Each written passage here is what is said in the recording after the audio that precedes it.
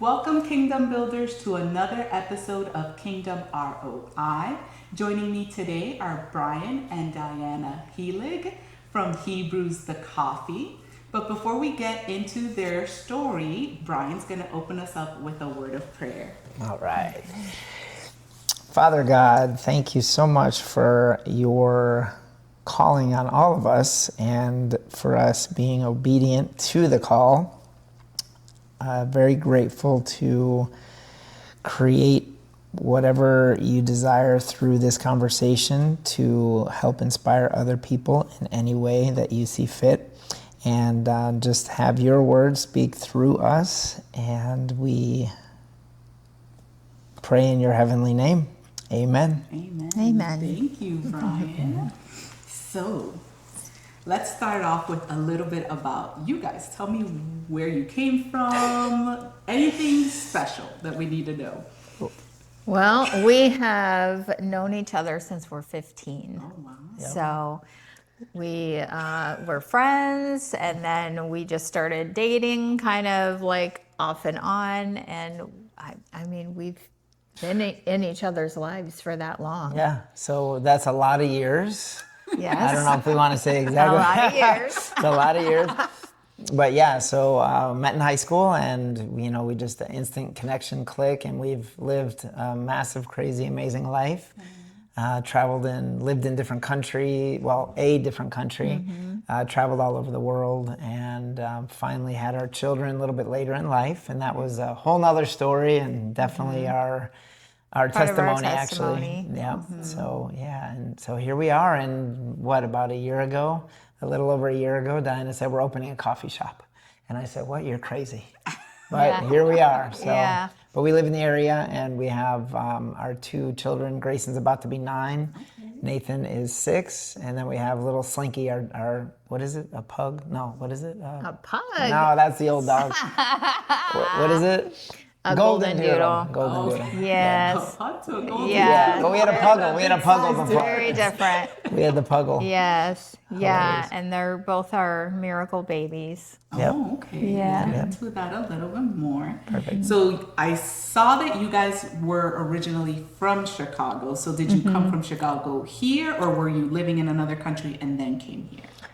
So I'm curious to know what this country is. Yeah, Okay. for sure. Yeah. Gotcha. So we met in high school in Chicago. Okay. Diana grew up in South Florida. I was born and raised in okay. Chicago. And then, so we met in high school. Her family stayed for 1 year and then moved back to Florida. We stayed in communication. Then I ended up moving to Florida. And then from there, we went to Georgia. We went to Chicago, in the city this time. And then from Chicago, we went to Mexico. Oh. And then after Mexico, Diana said, I'm not going back to Chicago because No way. January is crazy Yeah. weather. And we went to South Florida. Yep.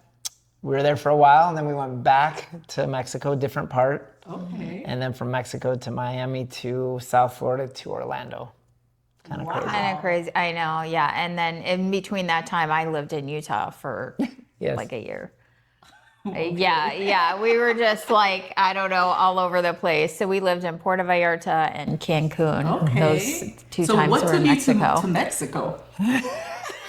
Crazy. We were on vacation in Puerto Vallarta, and just every morning we'd sit on the balcony and see the ocean and dolphins, and the people there were just so amazing. It was just such a different lifestyle, like so laid back. And mind you, we were living in Chicago at the time, and every January she hated life. 'Cause Every winter I'd be like, when are we leaving? I had the winter blues kind of a thing. It was more than the cold, it was the gloom, the cloudiness and gray, So I was just like, man, this is amazing. We both kind of fell in love with it. And we ended up going on a timeshare presentation. Okay.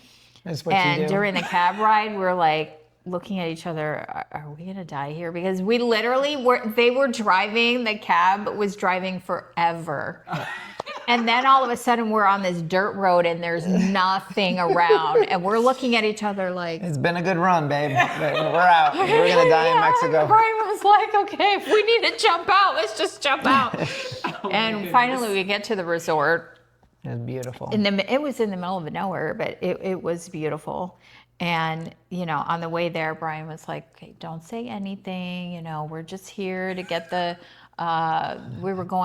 were giving away like a cruise, like a sunset cruise. Okay. And he's like, don't say anything. We're just going to sit here and do this thing.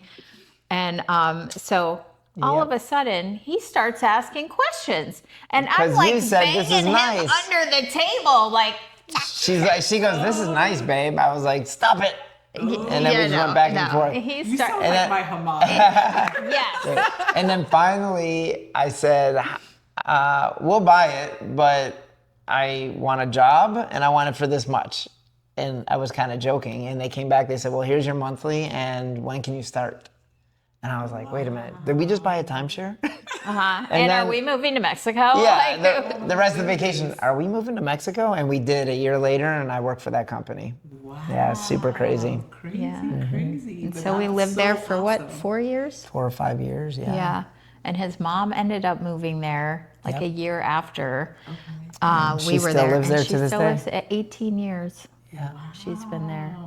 Awesome. Yeah, she was bored one day and I said, "Do you want to come to work with me?" I brought my mom to work and she goes, "Oh, this is cool. I could do this." And she started working and she retired with that company after 15 years.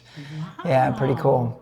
Wow, my goodness. That's crazy. Yeah, But yeah. that's so awesome how those experiences kind of just come about and like kind of help build your story, right? Yes. Because I'm just like, I would have never thought that, right? And Yeah. that's like, it's amazing. And I'm just like, Mexico. Yeah. Don't tell my I husband. know. My husband's always ready to move, so he's going to be like, oh God.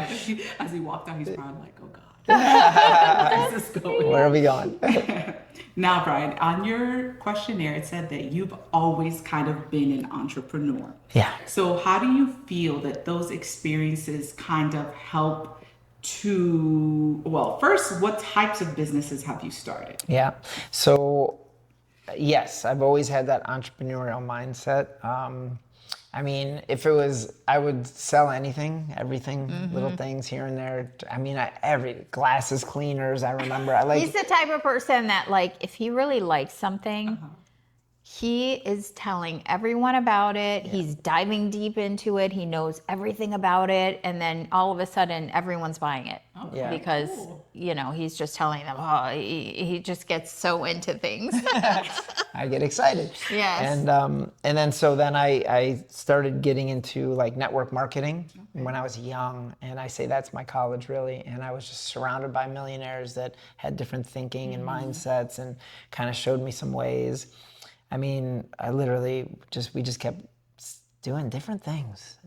Well, you did, and I was just kind of along for the ride. Yeah, I mean, at young, I owned a custom clothing company. Like I would go to executives' offices and measure them for a custom-made suit, things like that. And then we did finally end up on a network marketing company that was the one for us, and we just exploded. I think we have like 13,000 people in our group or something like that. And then, so at that point, this whole thing kind of came about. So how did it shape? Well, the whole marketing and sales, and nothing matters until you get a sale, but how do you get a sale kind of a thing. So all these different experiences helped shape like how I'm doing social media and thinking about branding from the beginning. Also, like even how to set up a company. I recently switched and talked to a new CPA, and she's like, "Well, hopefully you set it up this way." I said, "Yeah, I did." And, "Well, hopefully you have this." I go, "I got it." "And did you get a credit card for the business?" "Yeah, I got that." She's like, "Okay, good. Well, then it's going to be easy for us, right?" I said, "Yeah." So all of those things along the way was definitely trial and error and just learning. And here we go. And then HeBrews was brewing. So Diana, I hear that this was kind of your idea. And how were you inspired to start this? Like what clicked, or what was God telling you when you got this idea? Well, I mean, coffee was never on our radar.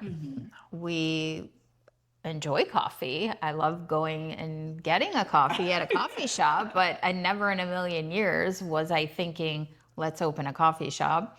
And we were hosting or co-hosting a Bible study in our house. And, you know, after the talk and going through the workbook, you'd watch a video, right? And so every week she was in a different spot, like in a flower shop or on an art walk or something. And the last week she was in a coffee shop. A Christian coffee shop. Yes, and it was just so cute, and they had the cutest little cups and plates, and and the wall, and like everything was so, you know, the girls, Aesthetic, we just as they see say it's now. so And aesthetically I'm pleasing. listening to the message. The message is so good. And I look at her and looking at she's the squirming. coffee I'm like, what's happening? And the film shuts off, and I just jump up. We're opening a coffee shop. And everyone looks at me, and Brian's like, Did you hear the message? nope, I heard nothing she said. I was told to open a coffee shop. This is what's happening. And, you know, sometimes I get crazy ideas, and he just kind of laughs it off and whatnot. And True. so we went about our thing, and I just kept saying, I can't stop thinking about this. Like, I had so many ideas were hitting me, just crazy ideas. And I'm like, man, this is going to be so amazing. And I think I kind of let it go And it was because like a you weren't week or two. entertaining me. He was just like, you're crazy, you're crazy. But little did she know, on the inside, I was like, that would be kind of cool, right? Like, how would we do that? I know a little bit about coffee, but you know. Yeah. So I what came was to like you. 2 weeks later? That's maybe? what you say, yeah. Week, 2 weeks. Yeah, a week, 2 weeks later, he just came to me. He's like, you know what? I'm like, what? And he's like, I can't stop thinking about this coffee shop. It's like, what? Yeah, Are you that- serious? He's like, I'm serious. I really can't stop thinking about it. Yep. So She said, that's it. Let's go. that's how it started. Yeah. And oddly enough, he worked at Starbucks years ago in the like management type side. So he knew a lot about coffee already. And, you know, I remember back then I was trying to get off of like the milk and sugar in my coffee. And have to, he was yeah. already drinking black and like knew all the different things about the coffee. And he's like, you have to try a French press. We're going to try that. And he had me trying all these different things. And I tried the French press and I was like, Oh, that hits this is different. really good. I can do this. And so, yeah, he kind of was already into the knowing about coffee, whereas I just knew I wanted people around and, you know. Yeah, so she's always wanted some type of a business or a community type thing because she loves people and she just likes having that camaraderie, right? And so, yeah, so we thought, well, you can't, I mean, coffee, you can't get better than camaraderie and community with coffee, right? So here we are. I mean, it's crazy. I know, right? 100% God-led. Yes. 100%, because there's no way. The way he touches like the other partner's Yeah. heart, right? Yeah. Because I feel like we have a lot in common. Like usually he'll be like, oh, I'm going to start a business or I'll do this. And I'm usually like, yeah, sure, let's go. But when I say it, he's kind of like, let's pull out the spreadsheets. And I'm just like, oh God. Then I'm like you, like, all right, I let it go. Cause I'm like, I'm not the spreadsheet person. Exactly. Yeah, I'm not either. He does all the. At one point, I wanted to open a dance studio because in my previous life, I was a ballroom dancer. And so that was, you know, I thought was a dream of mine to open a studio. So he thought I was crazy. And, you know, he's We like, all worked right, that well, way. if this is going to work, let's see. So the spreadsheets came out and the whole thing, and we started talking to people, and it wasn't looking like it was a good Oh, I had opportunity like at the time. 15 different iterations of a business plan trying to make the numbers work, and I'm like, I just don't know. I could not make the numbers work. It was really difficult. So, Mr. Numbers, Yes. how did the numbers look for this? Well, Coffee is 98% water. So we're doing good, like I can see that. Okay, okay. But we 'Cause I was really like, wanted a space, Yeah. to start, and just starting to look at the rent and everything like that. We're like, That didn't work. whoa, Yeah. it's kind of crazy, To open up a brick and mortar with 0 customers and just go Yeah. for it, those numbers definitely did not work. I mean, it just didn't work. It was like very expensive for rent and the machines and just Yeah, I getting mean, going. we didn't even know how we were going to come up with the money Yeah. to do any of this. But, I think for the first time in both of our lives, we just knew that if it was God, it would happen. Yeah. Whereas previously we did not have that concept, So, For sure, and we were just like, well, if it's going to work, then he's going to make it happen. And that's it. And that's really what happened. I mean, there was a Things just time- dominoed into each other. Where number one, where are we getting the money? Number two, are we going to do? If we can't do a space, are we going to do a trailer or a cart type of situation? Or a truck. Or a truck that we could, just drive. I remember distinctively there was a time where we were really getting into it. The trailer was being custom built and he needed the first check. And I literally was like, God, if this is not meant to be, I need you to stop it because we're about to go all in. And I kind of feel like we've got one shot at this with, just how the money and everything was working out. And I said, please make it stop. And there was 0 stopping. It just full steam ahead. And it just one thing in front of another. One thing I don't know what I'm trying to say. One thing happened and the next, yes. And it just, here we are. That's awesome. We're serving coffee. And that's how you know, like, God's leading the Yes. way, right? Yes. Especially when we're like, hey, if this is not for me, stop it. And Yeah. it's that fear, right? But he's like, no, you got to keep going. Yeah. So And now- that's the other thing too, what you said about the fear. We never had anxiety or fear during the whole process. It was so crazy because any other time we would have. He would have been stressing out, freaking out. I would have all this anxiety and not be able to sleep at night and all the things. There was nothing. There was so much peace around it that it could only be God. Right. That's it. And that's how I know, like, when I'm doing something, if it's led by God, that you feel that peace. Or at least I ask, I'm like, Lord, let me feel at peace. Because that's how I'll know that you're calling me to this. Yes. So that's, yes. Oh, that's awesome. Yeah. So now, HeBrews the coffee. How did this name come about? Other than the obvious. Right. Yeah. Yes. Well, we obviously wanted to come up with a name. We put it into, We AI. talked to ChatGPT a lot. ChatGPT, yeah. And, there was cute name. It was like cute names. And okay, that could be a possibility. And then we would look up something and maybe it was taken or what have you. And then I told a friend at work about it, what we were being led to do. And I'm like, we need a name. I don't know what we're going to do. And I showed him some of the AI names and he goes, I don't know. And then all of a sudden he goes, HeBrews. And I said, what are you talking about? He goes, that's the name of the coffee company. And I go, HeBrews. I'm like, got it. Wait a minute. And then we were like, so HeBrews my coffee, HeBrews your coffee. And then I said, HeBrews the coffee. And he goes, that's it, done.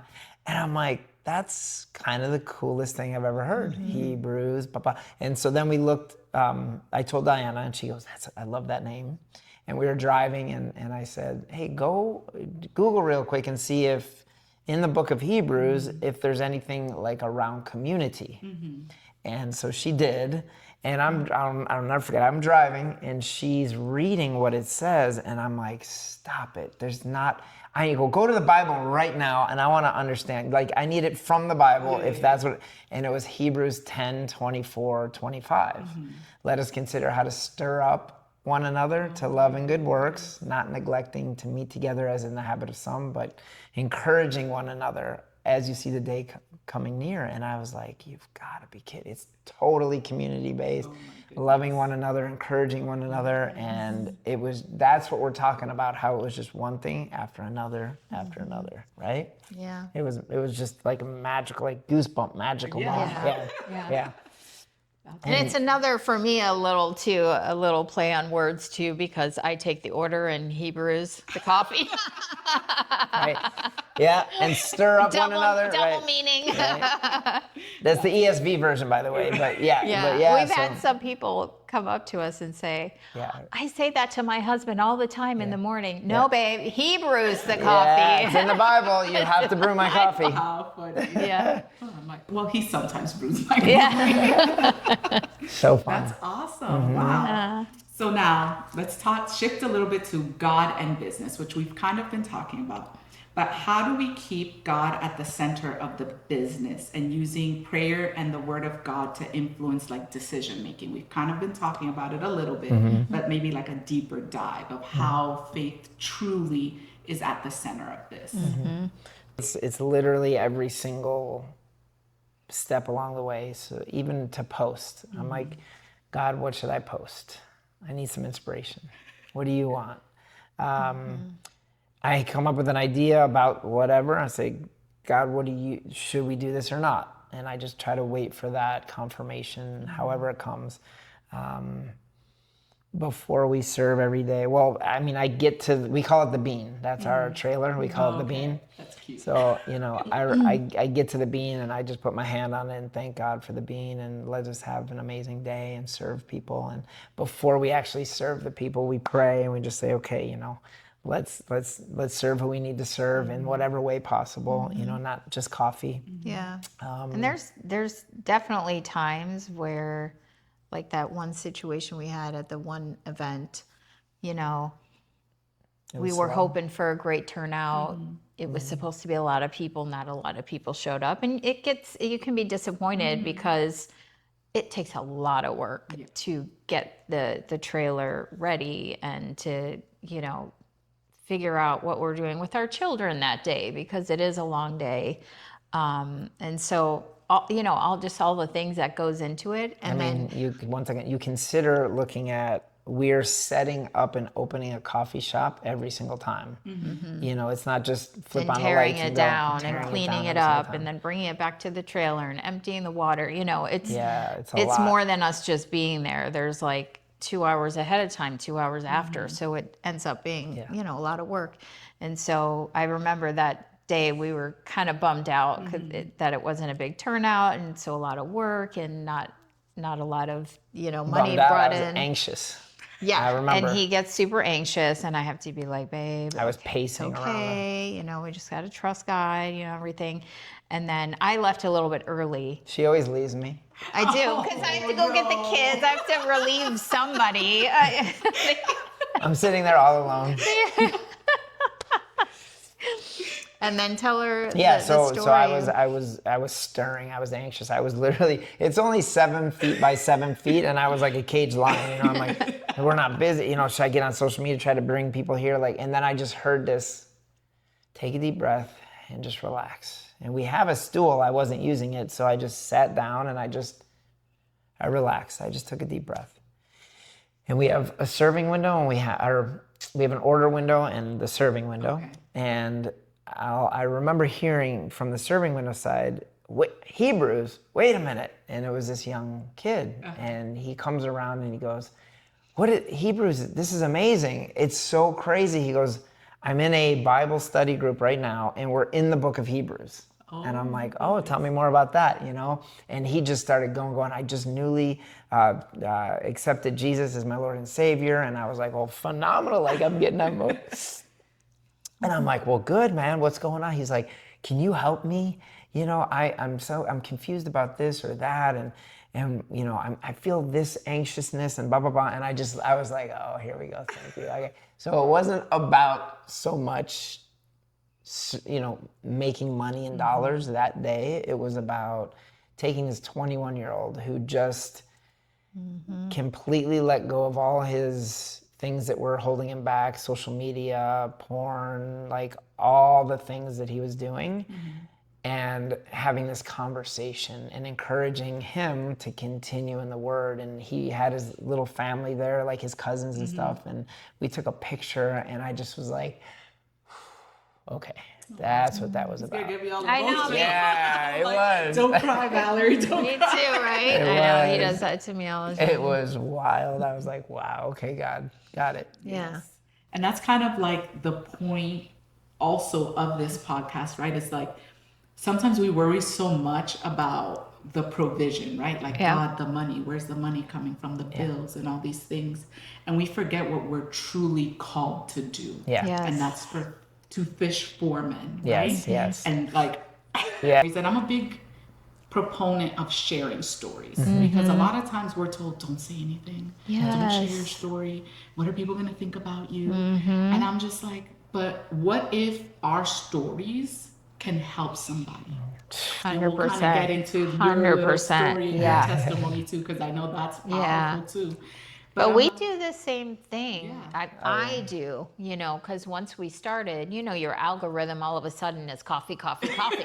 And so Here, they're reading our mind. when I tell you, it feels like every other day somebody is starting a coffee trailer or a coffee cart in Claremont, Mineola, Orlando. And so I'm like, babe, what is happening? And he's got to talk me off the ledge. Like, babe, there is enough for all of us, you know, and everyone, I'm going to get emotional. Everyone has something, you know. This was actually preached this past Sunday, right? I don't know where you're going. Sorry. He's like, whoa. Everyone has something to offer that's different. Yes. Your podcast is not like the other person's podcast. You know what I mean? Right. Our trailer, it's not like, you know, some of these that I see all the time, you know, these young, hip, whatever. We're older. We're, you know, Not that hip. you know, We're hanging with Moses. talking about Christ, you know, we're different. Yeah. Yeah. And so we all have something to offer. And man, do I forget that a lot. But that's another thing. Like, normally I would be that way, but Yeah. for whatever reason, the whole time I'm like, it's fine. It's fine. We're gonna be fine. Or It's I'm like, how do they have so many people liking their things already? Like, how are they got 500,000 followers? You know? yeah, and I'm sitting there going, well, they probably social don't media have trap. 2 small children that they got to figure out what to do with. They don't have a full-time job that they're also doing. They're able to go every single day and serve coffee and every single weekend, and you know, it's just not us right now. I mean, Yeah. if he wants that, then we'll figure out that way. But we just, you know, it's been difficult because I'm always the one that wants to know how is it going to work? How? I don't see it. How is it going to work? I Yeah. have to make it work. And this is the first time where I'm like, I don't know. Yeah. But we're just going to keep going. I don't know. And it it's just crazy keeps because coming. his, you know, type A crazy personality has been that way. And it's amazing to see. I'm just like, okay. You're like, God's working. Yeah, exactly. Wild. It's Got to really work wild. on some other areas. But Always. It's funny that we were talking about social media, right? Because I have been seeing you guys growing on social media. And it's funny that you're like, how do these people? But I'm like, Yeah. I've seen some of the great things you guys are doing. I'm seeing that you were also on another podcast and all these things. So now how do you guys balance ambition with obedience to God's timing, right? Kind of what we were talking about. And what habits have helped you to stay disciplined while building your vision? I think that I know what you're supposed to do and be on every single platform and post 3 or 4 times a day. And I ask God, I'm like, where do we start? How do because here's my issue. I mean, I work we just full run out time. I of work time. 50 or 60 hours a week with driving and everything. And so I know that what I can do at this moment is I can post a story like every 12 hours so that there's something always happening story-wise. And with my schedule, I know, okay, it's going to be that time and about that time. And then in between all of that, I can maybe post a reel 3 or 4 times a week. I'm focused mostly on Instagram. Facebook is also my second. And then, of course, we have the TikTok account, but I haven't gone there yet. We have the LinkedIn account. We haven't gone there yet. But I think it's rather than being super overwhelmed, I just focus on, okay, what can I do right now with our time restrictions? And then I just ask God to lead that every time. But then, of course, he makes me aware of little silly things. Like she took a selfie of herself with the matcha drink, and it was like this brilliant green color of our matcha with the green and everything. And I was like, wow, and she looks amazing. And so I was just like, She does. I'm like, I'm going to use that at some point. I don't know how or what. And then it all just kind of came together last night, and we would post. So I think that it's finding the nooks and crannies of the day on where we can do something in the business. And Diana helps a lot with finding events, and then I'll reach out to the people. So she finds it. We have a spreadsheet where I can just at least put the contact information on there. Yeah. And then I'll get to it. And so she's now been finding kind of opportunities, and then I'll be following up and calling them. But then it's all God. I just have to give God all the glory, because I didn't reach out to this influencer, Espresso Yourself Florida. I didn't reach out to her. She's amazing. She reached out to me. I was like, oh wow, that's amazing. Thank you God. And then I happened to work with a micro influencer and Naya the foodie, and she's like, hey, hello. I'm like, wait, what do you do? And she came to the trailer and she posted, and so those are the things that I think, just being really consistent, and then and just leading with God, and it's all just coming. It's so crazy. Like I don't know. And he's always really enjoyed doing the editing of videos. He's always liked that. So, Photography. Photography Editing. and stuff like that. So he's really good at that. It's just, it's just finding the time, right now. So we have ideas, and I'm always like, oh, let's just go for it. Let's just do this. And, and he has to calm me down and be like, babe, I don't think it's going to cover my full-time job right now. So calm down. It's again, I don't see it. I don't see how this. I can understand the numbers that we need to, let's say, replace my income, if you will, but we don't have the gigs lined up for that. So it's just this absolute obedience, trust, and faith, and his timing. It's always been me racing against my timing and doing it now and forcing it to work, and it never really has worked fully. Right. And so, we obviously want this to work and want this to be our full-time baby thing. And he's got his full-time job, and things are a little wonky at his work. I don't even know how to say it. It's just things are crazy, up in the air. People getting fired left and right, and this and that. And there's a lot of trying to sell the uncertainty. company. It's a lot of uncertainty. And what happens is he'll be presented with something that's really just looks great, like a lot of money or, whatever. And then we're usually we've in the past have always gone toward the money, that doesn't right? work. And I think somebody said something maybe last week to you about this possible opportunity, which would be Potentially a lot more money. would be a great thing. And I'm like, isn't that interesting? This always happens. Here we are again. Like, is this another test? Is it the devil? Is the question. It's like the allure of, okay, I could easily probably slip into this, make a lot more money. And then, but God has us doing Hebrews. Who's having me look at this other opportunity? It's kind of like we would always jump, be like, of course it makes sense, let's go, but it never worked out for whatever reason. And so this is where the test and the faith comes of, what do we do? And it's got to be 100% pray and get the message of which avenue to go. And so the path that does not make sense is Hebrews. Financially. Well, for sure, financially speaking, it just doesn't make sense. And I'm like, well, but at what point are we going to learn? Like, I feel this like, when are you going to trust me? When are you going to trust me? And we don't have much longer, so we better trust them. But now, in the topic of finances, and I know that I've talked to a few other people, and this kind of topic gets mixed reviews about tithing, right? And how we talk about, oh my God, the numbers need to make sense. And sometimes having to give over our money to God is like, God, this is a lot. So how does that play a role, and how have you seen that maybe obedience impact your business? Okay. Who's taking it? Wow. This has been a very interesting thing for us because we weren't always in the church, so we, would give here and there if we need someone on the street or, things like that.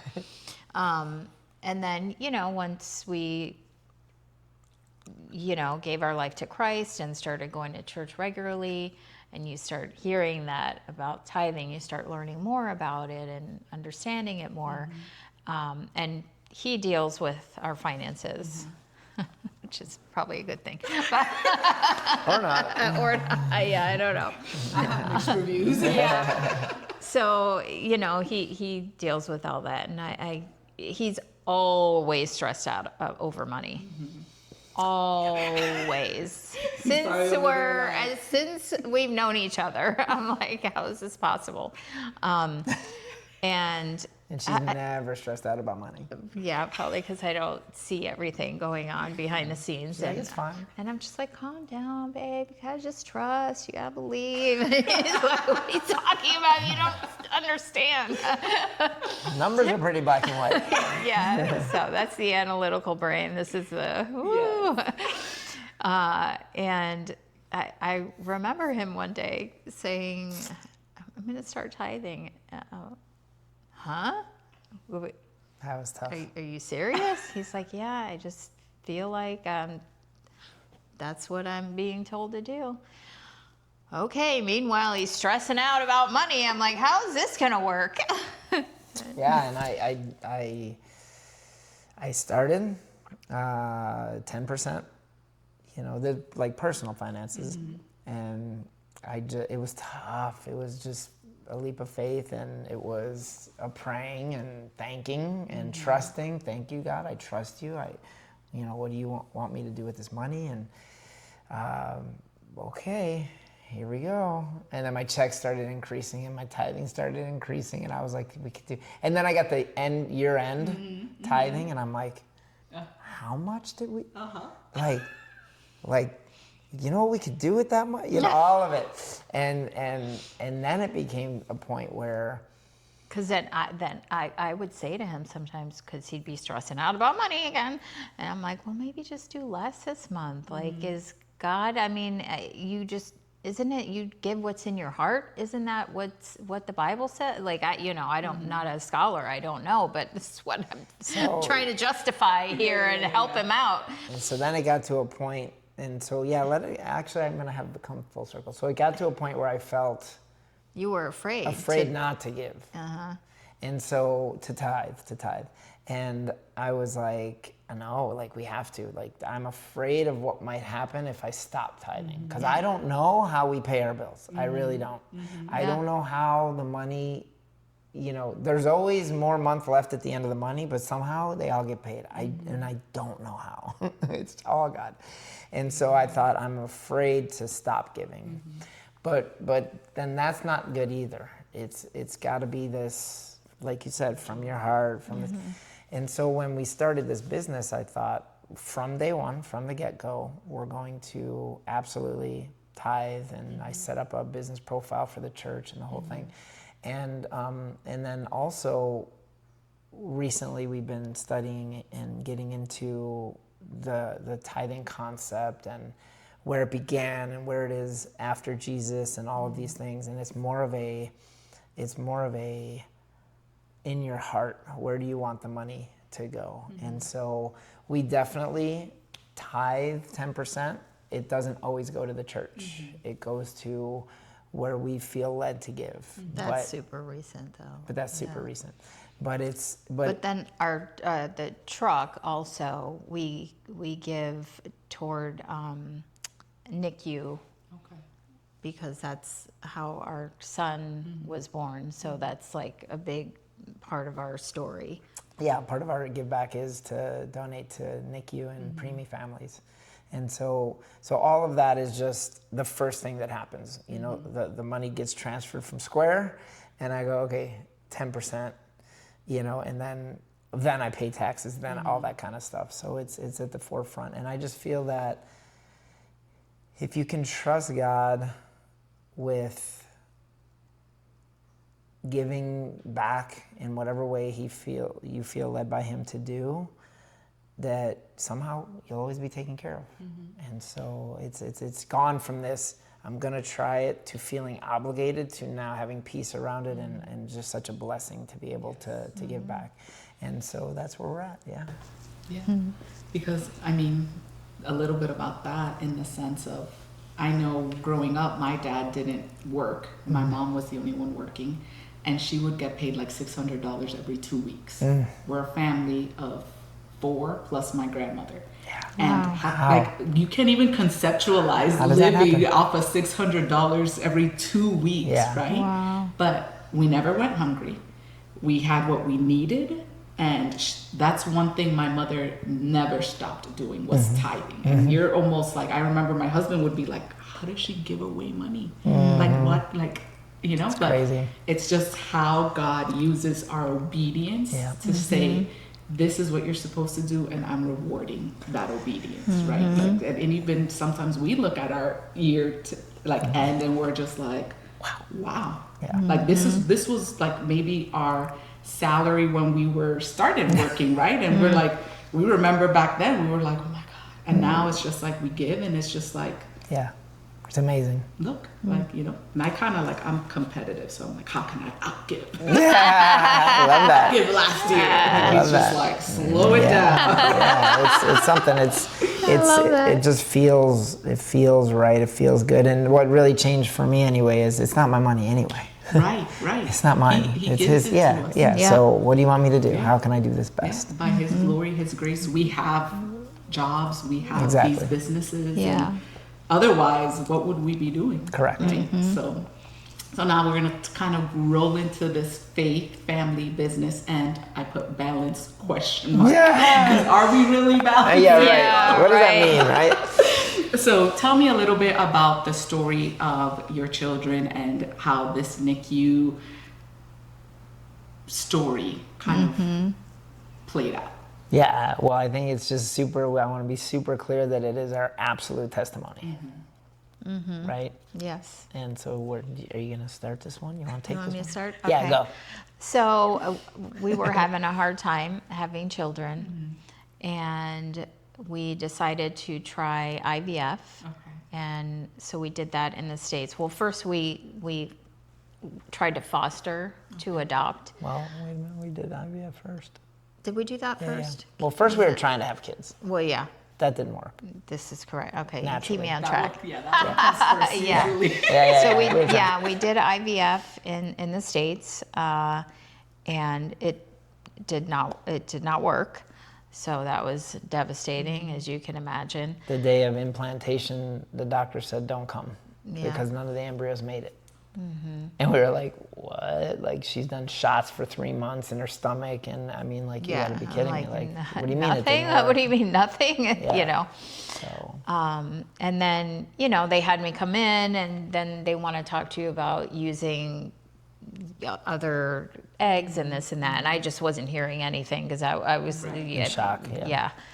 And so a little while passed, and how did someone you worked with had fostered? Correct. She fostered to adopt. And I'm like, oh, I didn't even know I didn't know you could do that. I'm very ignorant in the whole foster thing. I have all these preconceived notions of what foster parents are and all that. And I was like, well, how does that work? And she said, just come and see. So we did a 6-week course. It was 30% of the people dropped out after the first week because it's just devastating to hear these stories, are real stories of how parents are, it's just sad. Yeah. Anyway, we were able to graduate, and then it was like 9 days later, they're like, we have Eva, she's 7 days old, do you want her or not? And we're like, what? And you need to answer You like gotta right answer away. right away. And we're We're like, like, yep, okay, all right, you need a car seat, you did da-da-da. It was like instant. And we had her for 5 months, from 7 days old to 5 months, and we had to give her back. And that, devastating. Forget it. Yeah, so that was another Yeah. right to the heart. But her parents were good people. They made a mistake, you know. They were good Yeah, they people. were So good. it was a really hard situation for us to keep her, knowing that they were good people and they wanted to see her all the time. It was just rough on both ends. And then after that, Brian got a call from some of his old co-workers that In were Mexico. now in Cancun, Yeah. saying, "Hey, you should come out here." And Getting the band back together. at that time, Is we're this like, the second move to Mexico? Yes. yeah, we're like, well, we have no kids. You know, it sounds like a good opportunity. And one of our good friends was working at an IVF clinic there in Mexico. And As an acupuncturist. yeah, as an acupuncturist there. And I started talking to him, and he was telling me how a ton of people from the States and Canada go there, and because it's like Seventh a quarter of the cost. A seventh of the cost. I remember. You know, and so that was a big decision too. We thought, okay, maybe we try it again if we're gonna go. So we ended up moving to Mexico a second time. Let's go. Shortly after you started IVF. Yeah, I started the process there, and it was really a great process there. The doctor was amazing. The people there were amazing. It was just more personable, where I feel like in the States it's very like, okay, come and take your blood. You're like a number. Yeah. Yeah, we had our doctor's cell phone number. I mean, all of it. It was just amazing. So awesome. He was so great. And I ended up getting pregnant. Yeah. Yeah, we already had a name. I had already had this name forever. 10 years. I knew his name was going to be Grayson if it was a boy. We knew if it was a Vivian. girl, it was going to be Vivian, and that was that. And so, yeah, at 25 weeks. yeah, She developed severe preeclampsia. Her blood pressure shot through the roof. She was vomiting the whole thing. And the doctor's like, just go to the hospital. I'll be there. And it was like 11:30 at night. Oof, talk about getting emotional. And so he came in and he was like, we can't get the blood pressure to go down. She has preeclampsia. We have to deliver the baby. And I'm like, I go, wait. What did you say? Deliver the baby? Like, she just had a bump. It just started. Like, we're 6 months in. I don't understand. Like, or not even. And we're 25 weeks. And I'm like, I just kept saying, I don't understand. And she held out 4 more days because they gave her shots for the baby's lungs to develop as much as they could. And it was literally at 26 weeks and 0 days, they delivered Grayson. He was 1.5 pounds, 12 inches long.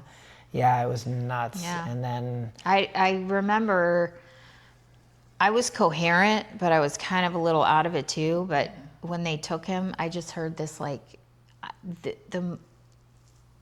this piercing, like this tiny little squeak of this. So I knew he was alive. Yeah. You know? Oh my gosh. and then they took the baby right away Yeah, into the NICU. they just took him. Hello. They just took You him. guys. Right. Yeah. And then her body started shutting down.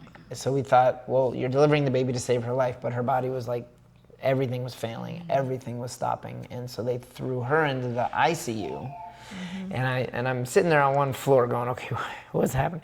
My kid's in the NICU, she's in the ICU, I'm in Mexico. We don't speak Spanish. At that point, at that level in the hospital, they don't speak English. No clue what was happening. It was just the worst. And on top of it, you know, any Spanish we knew was not medical Spanish. Right, you know, right. that's like totally different. Even our friends that would come to translate would be like, I don't know how to translate this in English. Like they didn't know. Like nobody knows micro preemie NICU Spanish to even be able to translate. So we were in the dark the whole 3 weeks, 21 days. But I distinctly remember going into, they had this chapel area.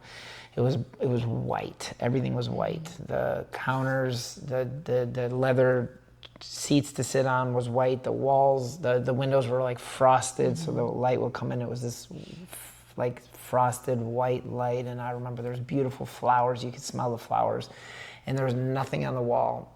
And I remember going, man, I'm all alone. Like, I'm all alone. I got my whole world is on one floor. What's happening, right? And I remember it. I looked up and I saw there was one picture on the wall, and it was this rustic frame, gold flecking, and it was like a canvas picture of Jesus. And I was like, I'm not alone. That's right. I forgot. Wow. Help me, Jesus. You know, like I need you so bad. Like, it's so funny. I feel it's not funny. It's just interesting to look at when most people are at the time where they're on their knees, literally. Who do they go to? Yeah, God, help me. Yeah. Wow. And so that's what that was, and that was the total trend. She was having conversations and doing all her negotiating with God in the NICU. Like, save the baby. I'll do whatever you want. Save the baby. Yeah, I'll follow you. I'll do whatever you need. I'll do it all. You know, you have those I'm sure so many people have those moments. Yeah. And so 21 days we stayed there, not being able to understand what was happening. Air evacuated him to Miami, Nicholas Children's Hospital. Wow. And there we stayed another 84 days in the NICU, and brought him home after 105 days. And during that time we had, so many people praying for us. I mean, the story just, I think, almost became like viral. Yeah. You know, like people we didn't even know, because everyone was sharing it. And it was unbelievable. We got prayer blankets sent to us from a church in like England or something. I mean, it was. We had water from where?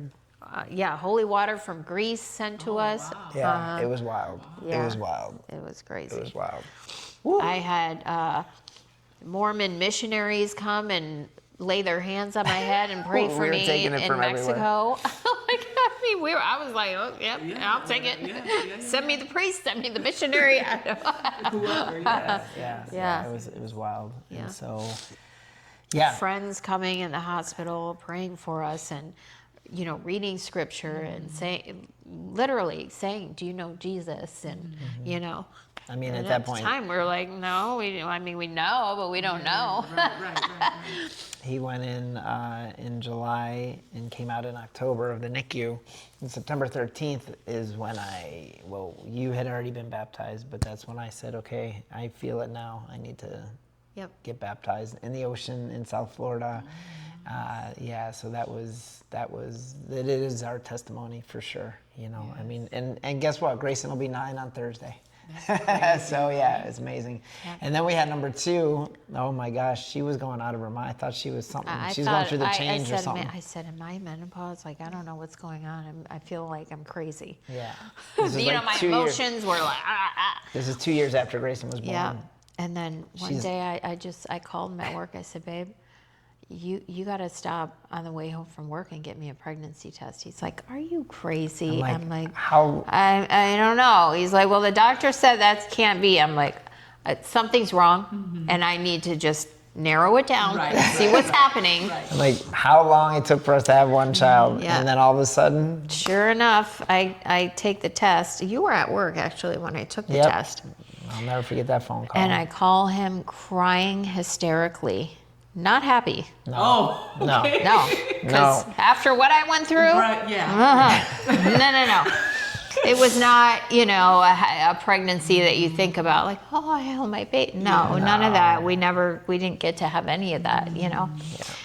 And I call him hysterically crying. He was at a new job too, and so we had no insurance. So that was another PTSD, because we had massive insurance issues with Grayson, which was, we had to have a GoFundMe and raise like a ton of money just to get us out of the hospital in Mexico.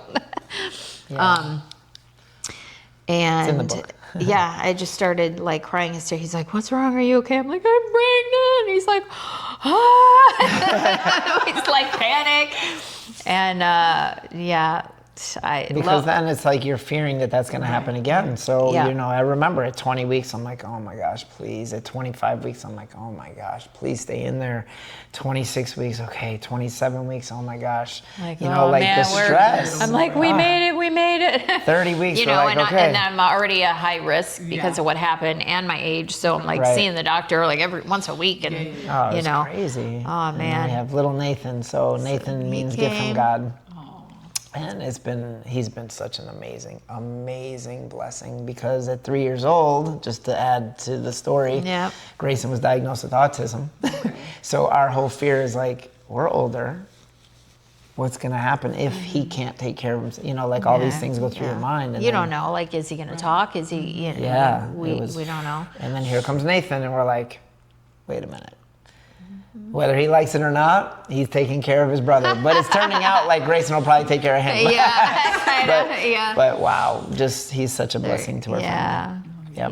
All children are. Yeah, 100%. They're just best buddies, and just to see their relationship, you know, it's so funny because in the beginning, Grayson didn't want anything to do with him. He saw this little thing and was like, he would do this. We Taught him sign language when he was little. All done, and he'd get close and I'd go, come say hi to your brother. He'd come over and he'd go, all done. Walk away.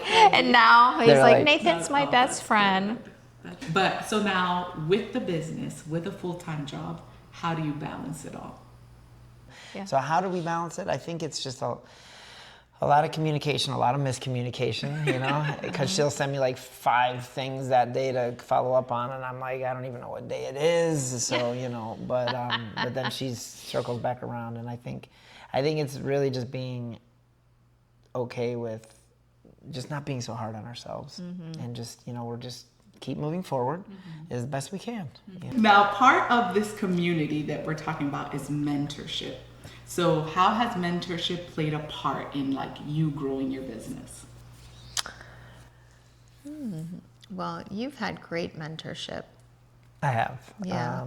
Especially in my faith, luckily. One specific person that kind of brought me under his wing and took me through a year course where we talked on the phone once a month, just about all areas of life. And you know, a constant redirecting back to God first, and so forth. So I think that's been my greatest mentor. I mean, as far as a human being goes. What's interesting that we talked about is from 14 years old, when I saw Jim Rohn live before he passed away. I've always read self-help books, gone to self-help seminars, and the more I read through the Bible, like I did a Bible in a year in 2024, and I started going, wait a minute, this kind of sounds familiar. And then we did a seminar, 3-day seminar, really incredible for us. And then I read through Ecclesiastes, and I go, that's the 3-day seminar. Literally, the seminar we did, I was like, did they just take their Ecclesiastes and throw it in their seminar, make it work for them? 100%. And so then I thought, wow, every single thing that I've ever read in some way I can bring it back to the Bible. And reading the Bible completely transformed my life. Yeah. It's the greatest self-help book out there. That's it. If people only knew that, it's amazing. And it's like kind of what it says in the Bible, right? That the world will mimic the Bible, trying to just that slight little shift that seems positive, right? Oh, this is self-help. It's positive vibes, and you know, manifesting your destiny and all these things. But putting it something that the world will buy. Correct. Yes. Here's the book that gives you the truth. So it's like, you know, maybe they made it more palatable for the masses, but just consider that everyone stems right back to the Bible in some way, shape, or form. So I think for me personally, having a person that has been rooted in God and for the past 3 decades is able to, he never takes credit. He never has his opinion. One of his things he always said was, well, what does the Bible say? What does the Bible say? Yeah. And I'm like, oh, that's right. That's right. You know, something's going on with our marriage. He's like, well, what did the Bible say? And I'm like, and now it's so easy because you can just literally AI or Google, you know, here's my issue. Where do I look in the Bible? And it just boom, brings you right there. Yeah. And it's just incredible to be able to know that that's at. That is a good thing about the internet. Yeah. But to have the Bible app, to have a physical Bible, and just to be in there all the time is I think so that he's personally my greatest mentor. That's great. And that's, I mean, it's always great to surround ourselves with people that when we're in crisis bring us back to the Bible. Yes. Yeah. Right? Yes. And that's one of those things that at the end of the day, that's going to be your greatest resource. 100%. Because once we start to stray, we're just going to that self-help, watered down, but how do we get back to biblical truth? Now, you guys are a married couple, Yes. obviously. How is doing business as a married couple? She keeps me grounded. Like, she knows when I'm stressed out, which is all the time. But when I'm making coffee, I get like real, and she goes, just, you know, going faster isn't like Yeah, I said that to him. I'm like, going faster is not helping anything. But like frantic faster is not gonna help. Just calm down. Yeah. I'm like, okay. I see this line of drinks, and I'm like, okay. And then I see the line of people, and I'm like, okay, one drink at a time. That's what Starbucks taught me. One drink at a time. Yeah. One drink at a time. So so I think that it's And everyone who has come to our trailer has been so gracious, so kind. We also have a little rock that I found at Hobby Lobby. It says "Love is patient," so I put it right there by the pickup window so everybody can see it. I'm doing my And I best. tell I them, promise. I'm like, everyone's fine, everyone's okay. Yeah, she tells me Just- that, and I'm like, okay, all Just right. calm down, one drink at a time, slow it down. And the other part is, you know, like I said, so she's starting to find the different opportunities. I'm connecting with the people. She's finding babysitters. Thank God for our family. Yes. You know, and so for the most part, we're pretty synergistic. Yeah, I think when I start to freak out, he calms me down. You know, like Vice I versa. start seeing the people. Oh my gosh, this one's going to be here. This one, why can't we get in there? There's enough for all of us, babe. Like he'll calm me down, and then Vice versa. yeah. So luckily we're there. There hasn't been any too many blowouts. So now let's move on to lessons and advice. So what lesson, and I think you've kind of touched a little bit throughout this, do you think God's teaching you in this season?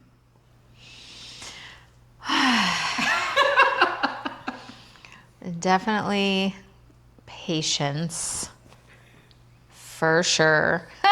Patience, obedience, Yeah, obedience. Yes. and faith, just to know like His timing, and then also just speaking louder and louder as far as like we talked about before.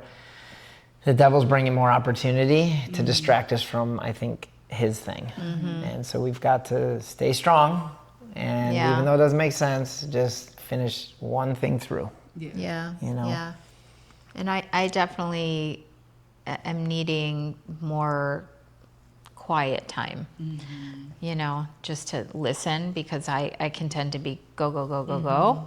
And so then I'm not listening, you know. I'm talking a lot. I pray a lot, but I don't stop to just listen. You know, that I need to work on that. All right, so establishing a business comes with growing pains and setbacks. Have you experienced any major setbacks that made you question your faith? And how do you handle those seasons of doubt? I think the only question of faith is where do you have us going, God, and why are you having us do this? When I work, 50 hours a week and then work 10 hours on a Saturday, to seemingly make no money, why? Yeah. Why is it 100 degrees out and I'm sweating and why do you have? Why are we dying?